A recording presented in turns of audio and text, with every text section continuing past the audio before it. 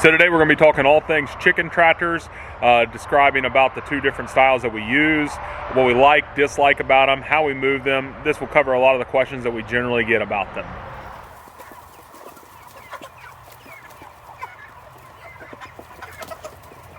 Well, it's a pretty hot day. It's supposed to rain the rest of the afternoon and into the evening, so I thought I'd go ahead and move the chicken tractors now, just so that way they can just stay dry and get moved into a dry spot. You can kind of see the chickens there are all breathing kind of heavy. It's pretty warm for them today. It's been pretty warm the last couple days, but they only have 2 more days to go until they head to the processor, so they should be okay. I don't want to stress them out too much, so that's why I'm going to go ahead and move them now. So the way we end up moving these, we use this 10-foot stick of 2-inch PVC pipe, and then we lift up the back end of the chicken tractor and slide them in so just a little bit sticking out the rear. So with both pipes underneath the rear of the chicken tractor there, we just put this 2-wheel dolly right here underneath the door, and then I'll just drag it down the pipes. That assures that no chickens are able to actually get underneath the back. It just kind of bumps them along because it holds the chicken tractor here up about 2 inches off the ground.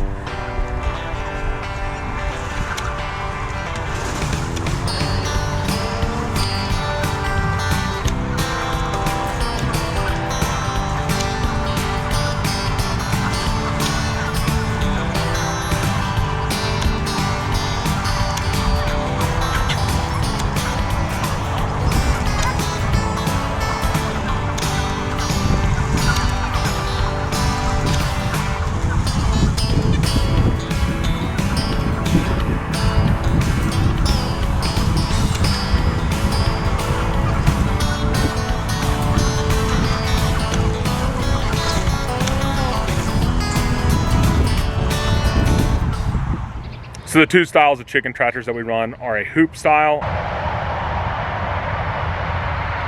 and a Salatin base style. I built these hoop style chicken tractors.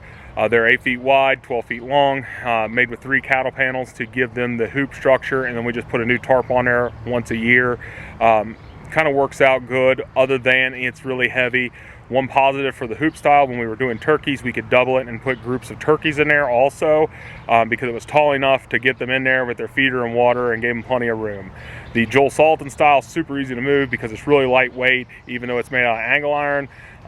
We move it the same way with the PVC pipes, but the negative part about that is that it's kind of more open on the sides, a little bit more weather gets into it, and that's the only chicken tractor that we've had a lot of predator problems out of. And I don't know if it's because I put a double layer of mesh wire on the hoop style when I built it, and that was just a single layer, but I solved that problem by wrapping a second layer of a plastic chicken wire around it, and that's really helped us out a lot. So the things I like about the hoop style chicken tractor is that you can open the door and walk right in, feed and water, get to any corner of the house that you need to, and it's super accessible. A disadvantage though to that door is that when you open the door, all the chickens want to run out because they're very food driven and they know you have the food. We could put a little barrier to keep them in, but then that just creates a trip hazard for us feeding the chickens, and then that's one more thing you have to remember to step over.